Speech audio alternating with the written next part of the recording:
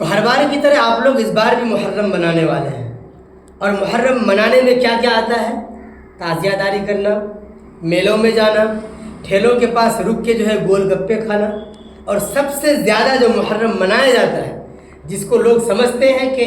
اس بار ہم نے محرم منایا، وہ یہ ہے کہ آپ ڈھولوں کے پیچھے، تازیانوں کے پیچھے، ڈھول دھماکے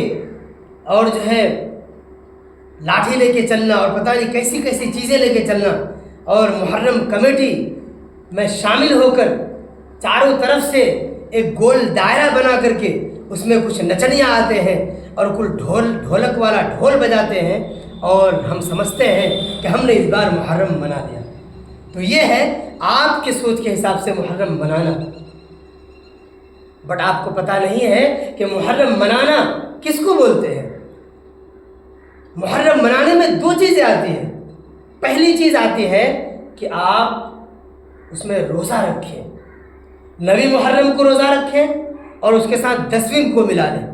یا پھر اگر 9 کو نہیں رکھا آپ نے تو پھر 10ویں اور 11ویں کو روزہ رکھیں، یہ ہے اصل محرم منانا۔ اور دوسری چیز جس کو محرم منانا بولتے ہیں وہ یہ ہے کہ ہماری عبادتوں میں زیادتی آ جائے۔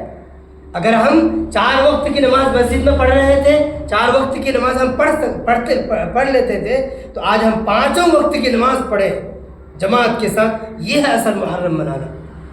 اب رہی بات ڈھول تماشوں کی، ڈھولک کی، اور اس میں بیچ میں نچنیاؤں کی، تو ہر بار ہم نے کیا، اس بار آپ سب وعدہ کیجئے کہ ایسا ہم لوگ اس بار کچھ کرنے والے نہیں ہیں۔ یہ تو ایک عمومی بات تھی، لیکن میں جس خطے سے آتا ہوں یعنی لوچا سے، تو میں اپنے لوچا والوں سے گزارش کروں گا کہ آپ لوگ جلسہ کیے ہوئے یہاں پر 5 سال گزر گئے، لیکن آپ نے آج تک جلسہ کی بات نہیں کی۔ آپ کئی سالوں سے مسلسل لگاتار محرم کی کمیٹی بناتے ہیں، اور یہاں پر لوچا میں جو ہے آپ لوگ لوگوں کو نچواتے ہیں۔